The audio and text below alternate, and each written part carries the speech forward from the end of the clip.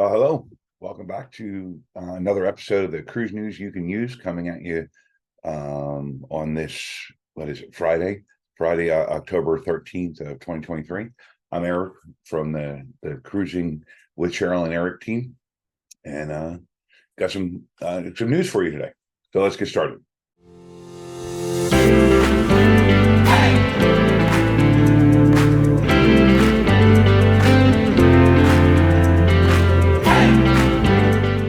So Royal and MSC have both canceled more cruises into, out of, or into or out of Israel because of because of what's happening over there.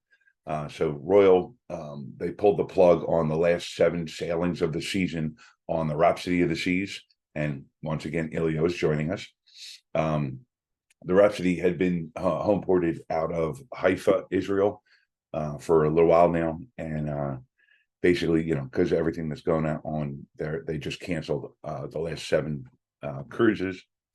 Now, coming up here in, I want to say it's like the second week of November. I don't remember the date off the top of my head, but coming up soon, Royal's going to be repositioning the Rhapsody. That was a scheduled reposition. It wasn't because of this, but they're going to be moving her coming up soon. And then MSC Cruises, they have 2 ships that have altered sailings. The Musica and the Symphonia. All right, Gilio, come on. Yeah, all right, fine. If you keep your tail out of the way, I'll pay you. So the Royal and the Musica and the Symphonia. They've altered 11 of their sailings, basically all their sailings for the rest of the year. There we go. Okay. So each of these, none of these sailings were based out of. I'm sorry, I'm laughing because I just put the cat down and he jumped to go. So none of these sailings were based out of Israel, but they were both gonna, or all 11 of these sailings were gonna stop in Haifa. Instead, they're going to be doing either Rhodes or Marmaris, basically for the rest of this year, and hopefully, knock on wood, come January,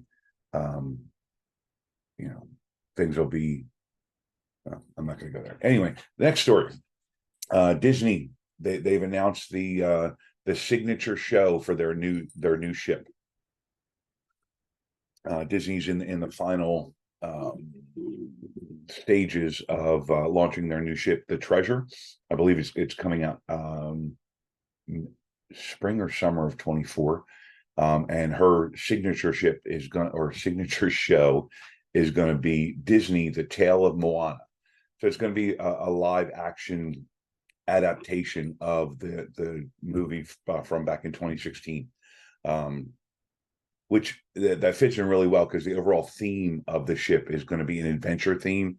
So the movie's going to follow the adventures of Moana, and tying in with that they're going to have a new cafe called the. And fans of Moana, please don't scream at me. I haven't actually seen the movie in a long time. So there's a character in the movie called Hi, Hei.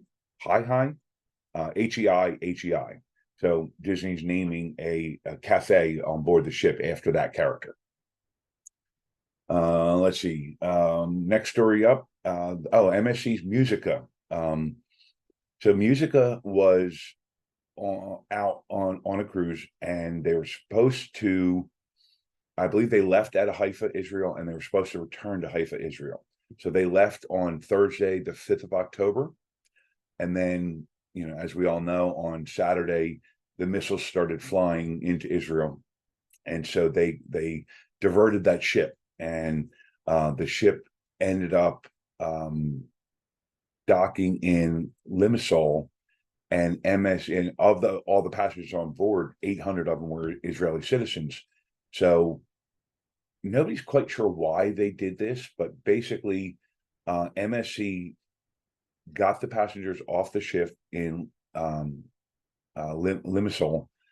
They chartered the Mano cruise ship Crown Iris, which is a smaller ship, and took all the Israeli citizens, put them on that ship, And finally, this past Wednesday, 2 days ago now, those people arrived, the Israeli citizens arrived back into Israel, into Haifa. Not really sure why they switched ships. But yeah, so anyway, those citizens finally got back to Israel. I'm trying to dig for more information as to why MSC had them switch ships. Not quite sure of that, but anyway, next story. Back to Disney. Disney is kind of doing a Groundhog Day.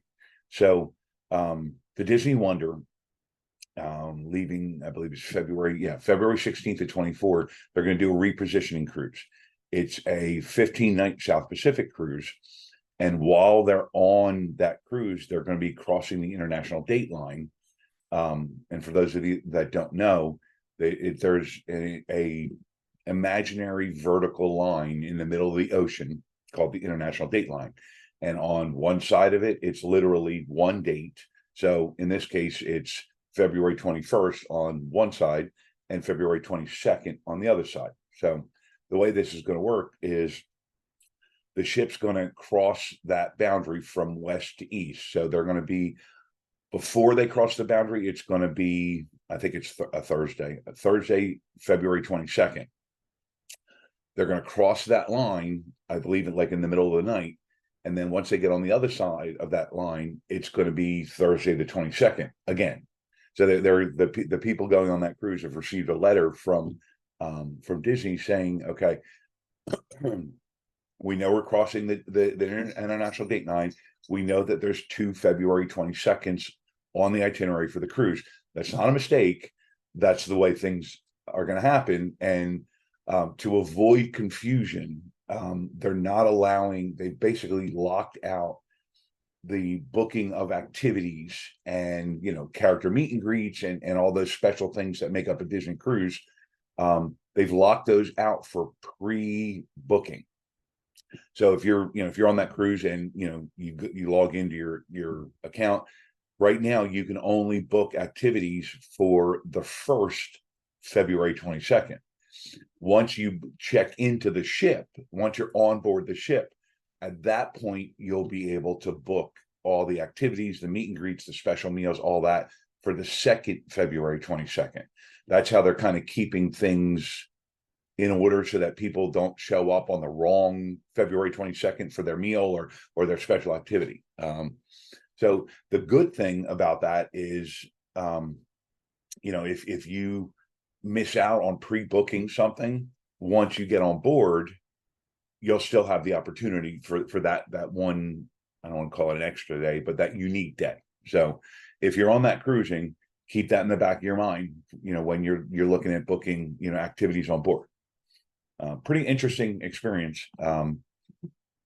It's it's kind of unique. Not many people get that opportunity. So, and last but no means least, Carnival and Royal Caribbean are actually coming together on a project.